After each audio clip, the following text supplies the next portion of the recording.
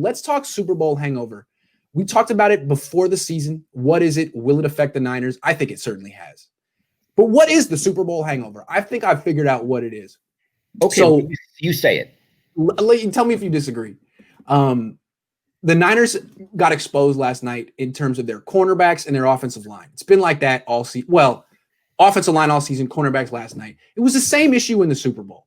This was the issue that really the only thing that held the Niners back and why they lost the Super Bowl. They couldn't protect Jimmy Garoppolo. They couldn't cover good cornerbacks. If the Niners had been honest with themselves, they would have addressed those two weaknesses, but they didn't.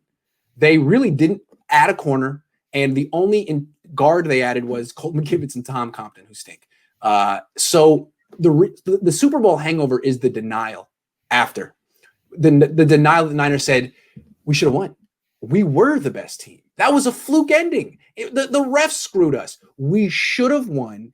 We play that game 10 times. We win 8 of them. So what we're going to do is not overreact, not address perceived weaknesses. Let's just bring back the team as much as possible and see if we can do it again. No, you were not the best. You had weaknesses. You should have addressed them last year. They're still here. Now you got to address them next year.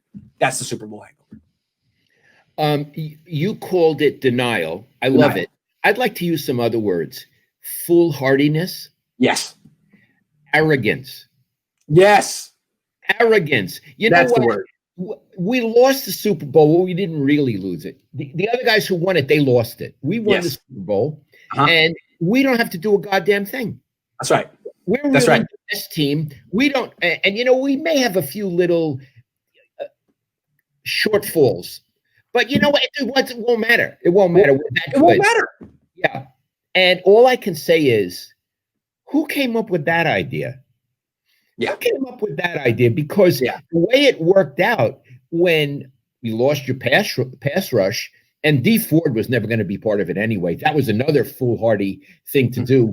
When you lost the one guy who could rush the passer, your whole defense was screwed. And Iggy, last week you gave Richard Sherman a lot of credit, and I asked him to unblock you on Twitter. I didn't think he was that good last night. I thought he got torched at least one time. I agree. He is a zone cornerback who gets propped up by a good pass rush. If he can just hang back in his zone for 2 seconds while Nick Bosa hits the quarterback, he looks great.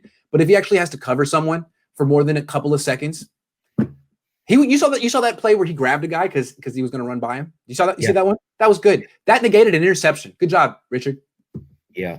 I'm going to say one other thing about Super Bowl hangover. Yeah. I've been around a lot of football coaches. I really, really like football coaches. One of my best friends in life is Fred Von Appen, who coached with Bill Walsh at the Niners. I know from my knowledge of football coaches, they are ruthlessly self-evaluating. Mm-hmm. That what they do is they don't sit there and say, boy, we're really good. It feels so nice to be this good. Yeah. No. They're constantly saying, this guy, we need to upgrade. He's good, but we can get better. This guy, maybe he's falling off a little. They are ruthless in how they evaluate talent and themselves.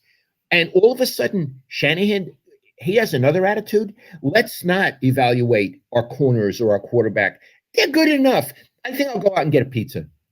I got a story for you real quick.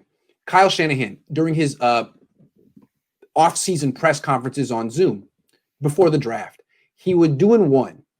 And on Zoom, you can put like an artificial background, like a green screen, like they do in Hollywood, like you're in Egypt or something fun like that. So he had a background. It was a picture taken after the NFC Championship game that they beat the Green Bay Packers. And it's Deebo Samuel, I believe, in Emmanuel Sanders in the locker room with championship jerseys on, I think gold chains and cigars. And that was Kyle Shanahan's background. And to me, it was like, dude, do you think you're a champion? What is that? You won the NFC Championship? Great. Like, you think that's an accomplishment? You're not a champion. Why are you celebrating that win? You're a 49er. You're supposed to celebrate Super Bowls. Like, the whole attitude during the offseason is, you know what? That was a special team. I don't care that we lost in the Super Bowl. It was a special team, and I want to commemorate it. It really wasn't that special of a team. Well, it really wasn't. That we found out. I didn't know. That's an interesting story. Yeah. These are the Niners. What you do is you celebrate 5 Super Bowls, and the 6th, which they haven't been able to get. No. The bunch that won the 5 never lost a Super Bowl. That's never right. lost. Yeah. These guys never won. Yep. Yeah, but they won the NFC Championship game, and Kyle was really excited about that. He gave the game ball to his dad. How about someone on your team, Kyle?